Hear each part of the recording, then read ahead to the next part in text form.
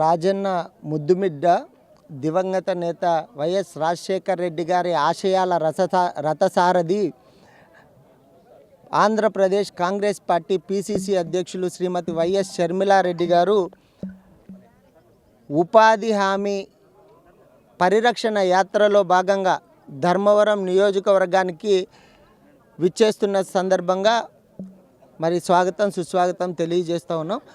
ఈరోజు కేంద్ర ప్రభుత్వం కుట్రపూరితంగా దేశ దిక్సూచిని జాతి పితగా కొలవబడుతున్నటువంటి దేశ ప్రజానీకము అందరి గుండెల్లో చిరస్థాయిగా జాతిపితగా ముద్రించబడినటువంటి మహాత్మా గాంధీని కరుమరుగు చేసేటువంటి కుట్ర ఒకవైపు, మరి దేశానికి 3 పూటలా పట్టడన్నం పెట్టేటువంటి సదుద్దేశంతో ఉపాధి గ్రామీణ హామీ పథకం అనేటువంటి పథకాన్ని ప్రవేశపెట్టి ఈరోజు అభివృద్ధి దిశగా ప్రజలకే పట్టడన్నం పెట్టే దిశగా ప్రయాణం చేస్తున్నటువంటి ఈ పథకాన్ని ఈరోజు పూర్తిగా నిర్వీర్యం చేస్తూ కార్పొరేట్లకు వెన్నుదన్ను కల్పిస్తూ కాంట్రాక్టర్ల దగ్గర మళ్ళీ బానిసగా ఈరోజు కూలి పనులు చేసేటువంటి దుర్మార్గమైన దయనీయమైన పరిస్థితిని ఈరోజు సృష్టించే విధానంలో భాగంగానే ఈరోజు ఎన్ఆర్జీఎస్ పథకాన్ని పూర్తిగా పేరు మారుస్తూ వీబీ గ్రామ్జీ అని చెప్పి ఒక కుట్రపూరితమైనటువంటి పథకాన్ని అమలు చూస్తూ ఉన్నటువంటి బీజేపీ ప్రభుత్వ వైఖరిని నిరసిస్తూ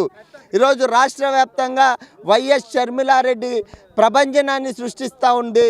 అందులో భాగంగానే ధర్మవరం ప్రాంతంలో కూడా వేలాది మంది కార్మికుల కోసం, వేలాది మంది ఉపాధి గ్రామీణ కూలీల కోసం ఈరోజు మాటామంతి కలిపి వాళ్ళ బాధలు తెలుసుకోవడం కోసం ధర్మవరం నియోజకవర్గానికి రావడం జరుగుతూ ఉంది.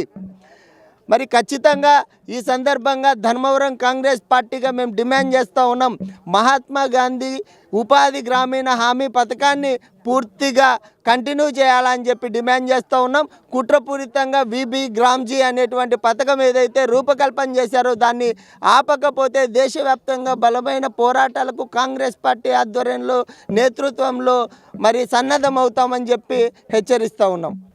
గ్రామాలు గ్రామ స్వరాజ్యాలుగా ఉండాలని మహాత్మా గాంధీ జాతిపిత కన్న కలలను సాకారం చేస్తూ ముందుకు పోతున్నటువంటి పరిస్థితి మీరు చూస్తే గడిచిన 10 సంవత్సరాలుగా దీన్ని తూట్లు పొడుస్తూ ఉన్నారు.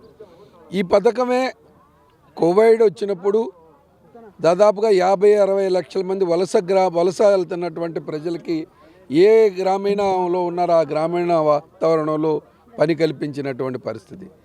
మరి వాళ్ళకి ఈ దేశంలో ఉన్నటువంటి పేదరికం రూపుమాపడానికి ఇది మహత్తరంగా పనిచేసింది. ఇవాళ 11 సంవత్సరాల నుంచి మీరు చూస్తూ ఉంటే రోజు రోజుకి దీనికి నిధులు కేటాయింపు తగ్గించటం, ఆ నిధుల్లో కూడా వివక్ష చూపించటం, ఇచ్చేటటువంటి నిధులు ఇవ్వకపోవటం, చాలా పెద్ద వయసు ఉన్నటువంటి వాళ్ళని కేవైసీ అని టెక్నాలజీ తీసుకొచ్చి వాళ్ళ పనిలోంచి తీసేయటం, ఈ యొక్క సోషల్ ఆడిటింగ్ లేకుండా చేయటం అనేటటువంటి దుర్మార్గ చర్య.